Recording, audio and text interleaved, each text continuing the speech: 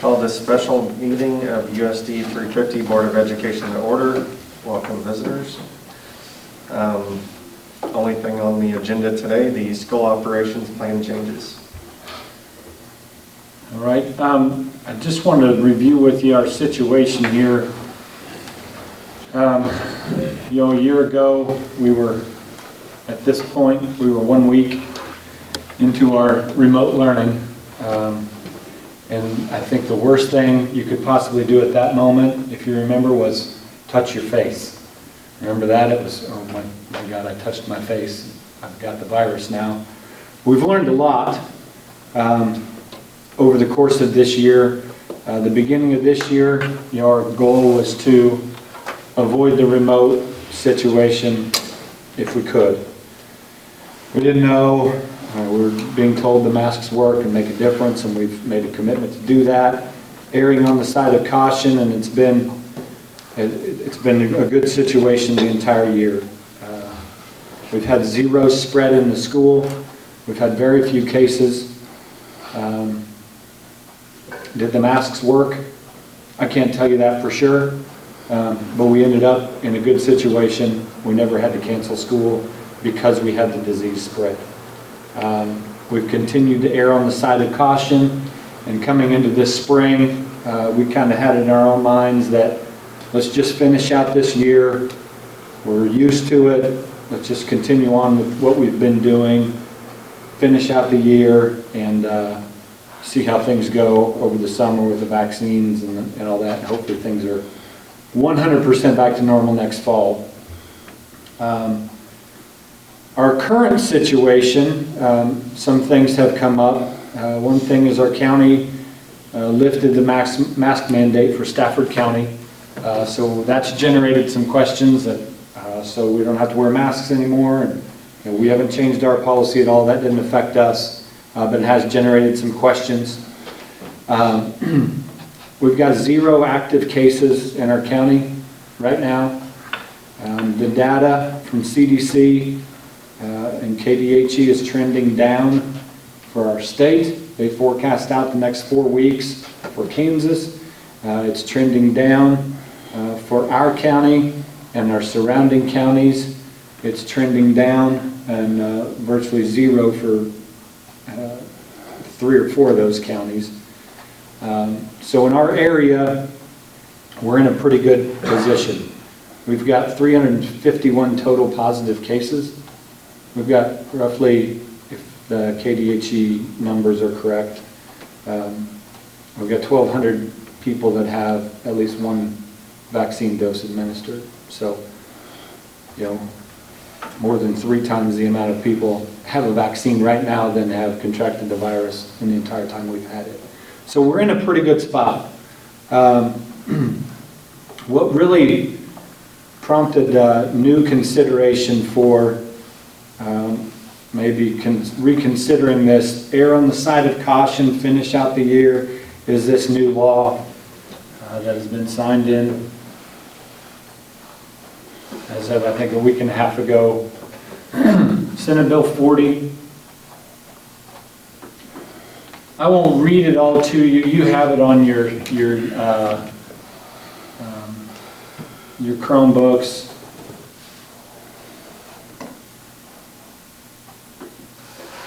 See if I can get Debbie in here.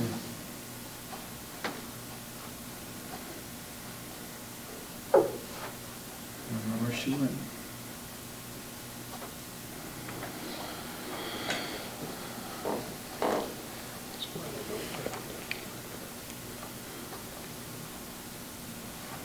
One of the reasons why remote learning is not the best situation.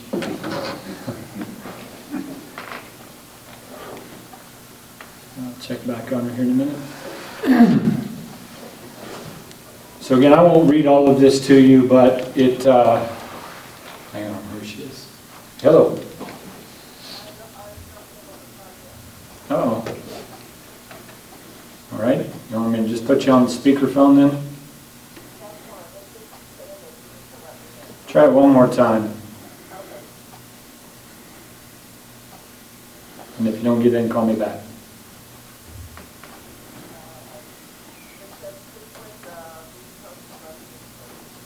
I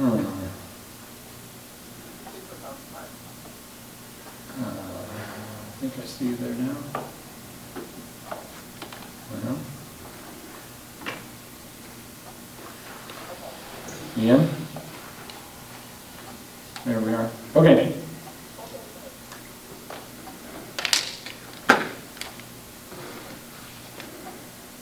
Can you hear us, Debbie?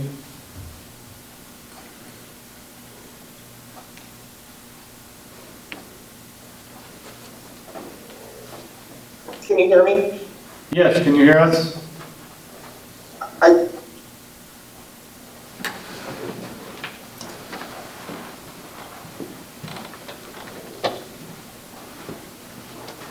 Can you hear us?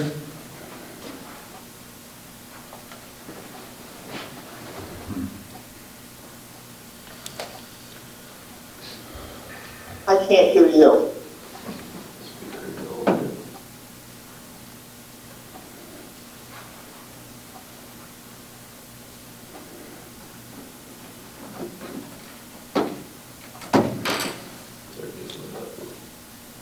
How about now?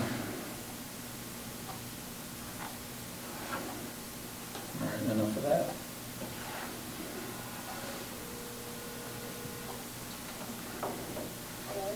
Hi, I'm just going to put you on speakerphone here.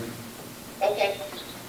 I did email you the documents too, so this new law, again, really just, it takes the power away from the governor and the health department or the county of making decisions about closing schools or mandating certain policies like masks or any other mitigation procedures for school districts. Leaves it in the hands of the school boards. So that's, I guess, a positive that we have the control over what we do. Those things can't be decided by anyone else. That's what all this basically says. And then it goes on to say, if somebody is aggrieved by the decision that we make or an action that we take, they can appeal that decision. For example, our mask mandate. It's happened already. There's been several districts that have seen complaints filed. They've had to have a hearing and make a determination on their mask mandate. I think all of them are about mask mandate, at least the ones that have hit the news. So boards have to meet within 72 hours to have a hearing about that complaint and then issue a decision within 7 days. After that decision is rendered, that person who appealed the action can then appeal that to the district court. That highlighted wording, the court shall grant relief, in other words, side with the appeal, for the action taken unless the policy adopted by the Board of Education is narrowly tailored to respond to the state of disaster emergency and use the least restrictive means to achieve such purpose. So we would need to prove that whatever action we're taking is the least restrictive means. Essentially, that takes it away from, we're going to err on the side of caution, we're not sure, we don't have any cases, but let's just err on the side of caution and finish out the year. This basically makes us consider, is that mask requirement or other things, currently, there's not anything more restrictive, I don't think, than the mask mandate or more controversial that people would appeal than that. Is that the least restrictive means to achieve that purpose? So that's the question we have before us. It's not whether masks work or whether we like them or whether my kid wants to wear one or not. The question before us is that right there. Is this the least restrictive means to achieve such purpose? To mitigate the virus spread, based on our data that we have now.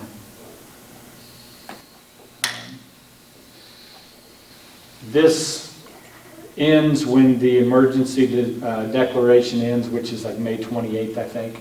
So it's when we're out of school. So this affects us through the end of the school year.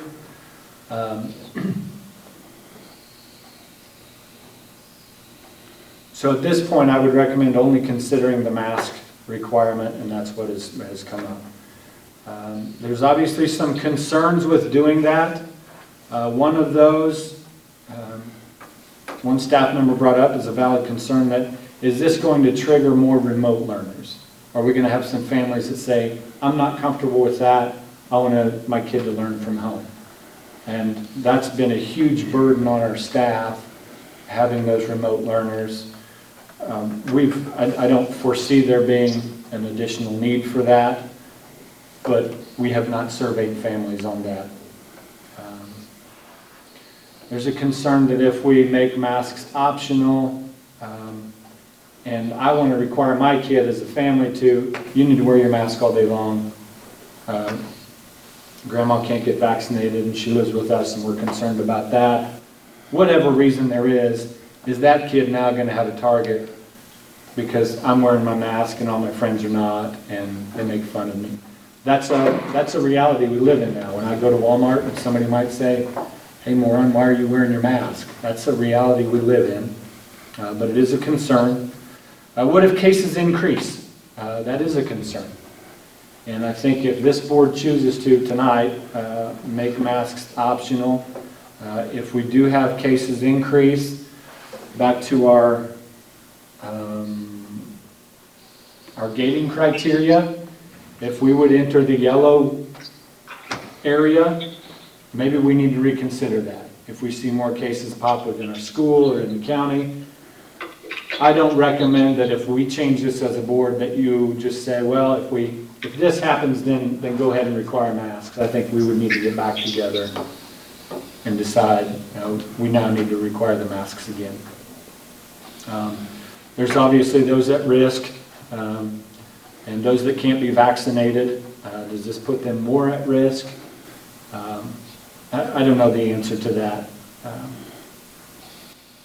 One question that came up is, could I as a teacher then require the kids in my classroom to wear masks? If we go back to this, if the board determines that we don't feel that requiring masks of everybody is the least restrictive way to mitigate the spread based on our current circumstances, then it's not the least restrictive means in my classroom either. I think it needs to be, my recommendation would be that we don't change the policy and leave it as is, or we make a blanket policy that they're optional everywhere. A teacher cannot determine that, well, we're going to require them in my classroom. Or Mr. Smith says, well, we're going to require them in the junior high track practice, but Coach Wade says, no, we're not going to. That I think will be a disaster. I think we need a set policy one way or the other. Either don't change it or say they're optional for everyone.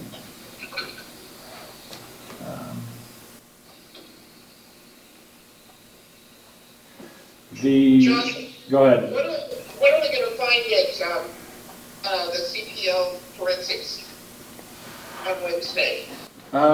For the Activities Association, they have not taken action to remove their mask mandate. So for all CASHA-sponsored activities, the masks are technically required. Their executive board did make a decision that, or an interpretation of that rule, that outdoor activities where you can stay apart, masks are not required. So really our track and golf, those things are not, we're fine there. But forensics is indoors. They did not make an exception for that. So forensics on Wednesday, I think they would need to wear the masks unless they're an active participant. Okay.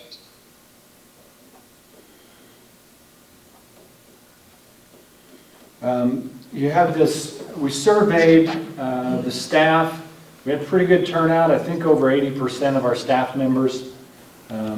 We have some Rule 10 coaches and bus drivers and some custodians. Maybe they don't check their email all the time, but about 80% of people responded. It was a good turnout for this survey. The question was if the board were to change the mask policy from required to highly recommended, or basically optional. 47%, 100% supportive of the change. 25% a bit concerned but supportive. 9% not supportive of the change but can live with it. And 19% 100% against it. And keep in mind that those that are 100% against it, it might not be that if I'm 100% against it, it's not just because I'm concerned about me, it's that I'm concerned about the situation. I may have my vaccine, but I'm still concerned about the student body and the other staff members and that. So don't just interpret that as 19% are concerned about themselves. And then if the policy were to change to optional masks, 25% would always wear them in the building, 49% wear them in certain situations, and 26% go without a mask nearly all of the time. So that's information we need to consider. It's not necessarily a one person, one vote majority rules. We need to do what's right, but that information does play into this.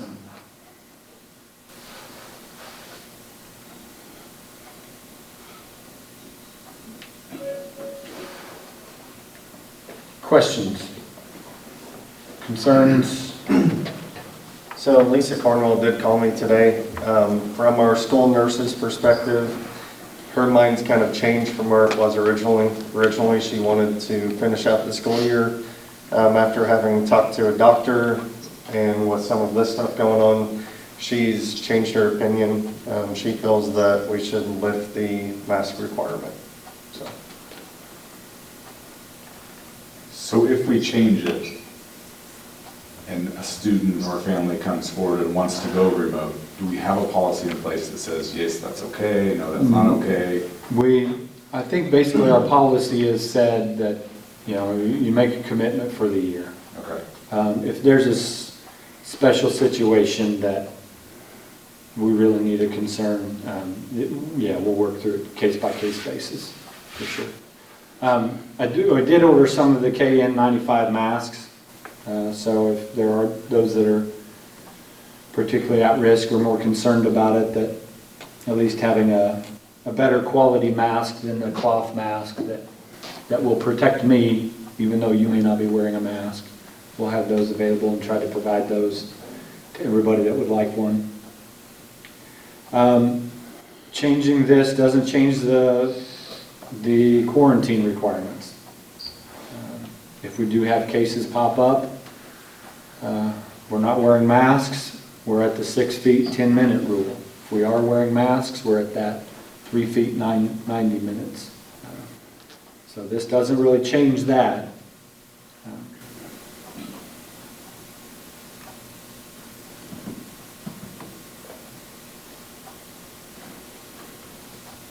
Any other questions, concerns?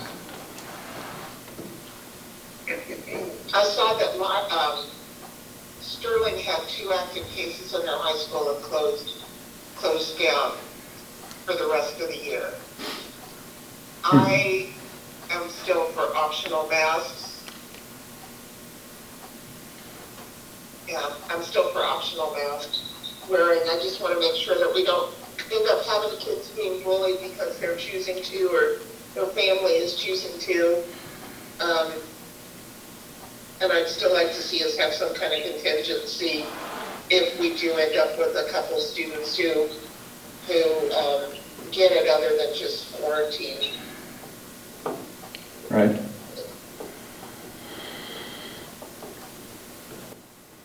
So does eliminating or making masks optional, does that create a problem? I don't believe it creates a problem. My worry is, what if we have cases that come up? Does it make that problem worse? That's a concern. But we've learned a lot over the year. We've had 0 spread. I feel very comfortable with our situation, the way we've been doing things. I think I've been pretty entrenched in the why would we change now? We got 28 days of school left.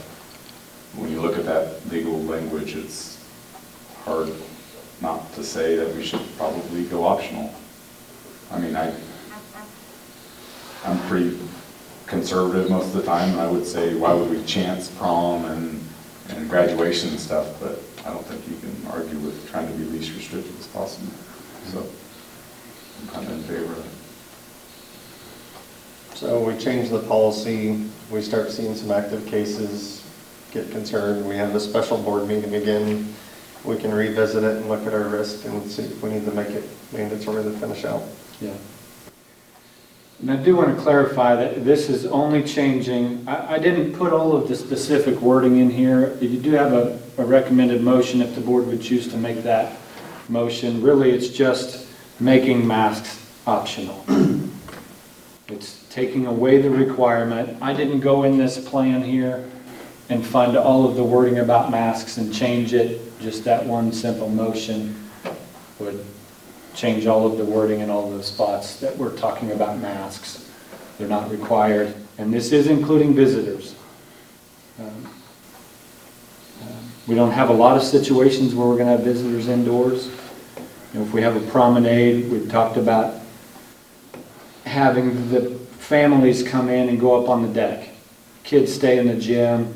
If you want to go outside with your family and take pictures, do that. But what we don't want is to now have all of the families and grandparents come in, and then we do the promenade and all the kids and everybody intermixes on the gym floor. That's probably not a good idea, to mix everybody up like that. So still doing things like that that keeps things a little bit separate, just in case we would have something come up. We don't have to quarantine the entire town, you know, and keeping our kids away. You know, they're still exposed to their families, but this does not mean doing everything as normal. We're still going to keep our separate lunches and those things. We're really just talking about making the masks optional.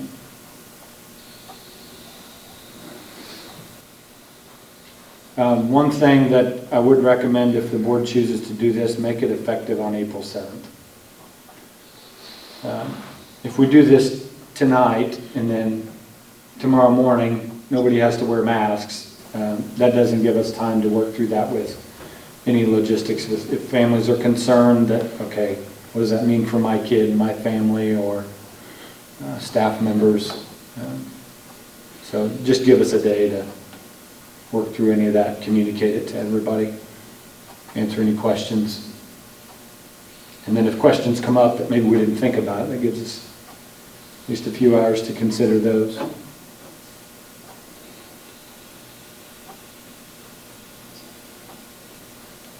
Any other discussion?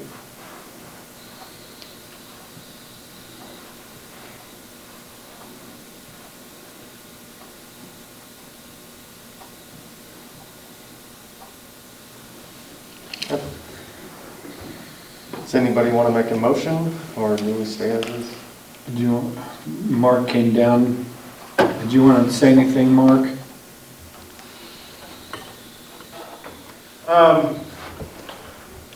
You don't have to. I would, well, you know what, I might as well just say it and get it off my chest. I think that you have a tough decision to make.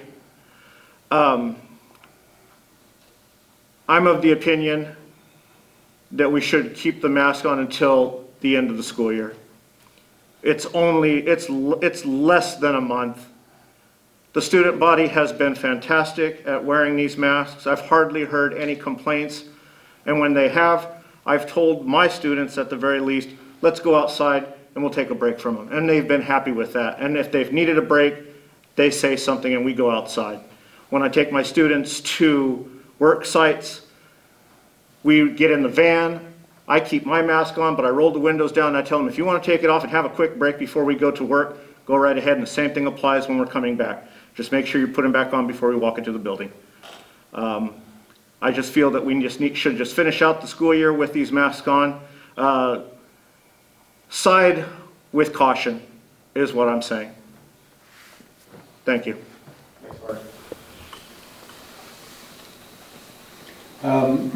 Stafford, I know, did take action last week to make their masks optional. I believe they're giving each classroom discretion as to whether they require that, but think we already covered that, why my recommendation would be to not go that route, but.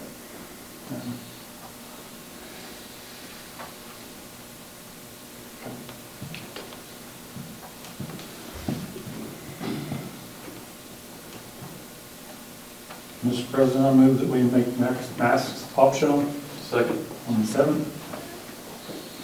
Okay, it's been moved and seconded that we approve a change in our operations to make mask optional for all staff, students, and visitors effective April 7th. All those in favor, say aye. Aye. Opposed, same sign. Aye. Okay, motion carried. All right. And That's okay, so you'll communicate out to the staff? and- Yes. Okay, all right, can we get a motion for adjournment? So moved, Mr. President. Okay, it's been moved and seconded that we adjourn. All those in favor say aye. Aye. Aye. Opposed, same sign. Motion's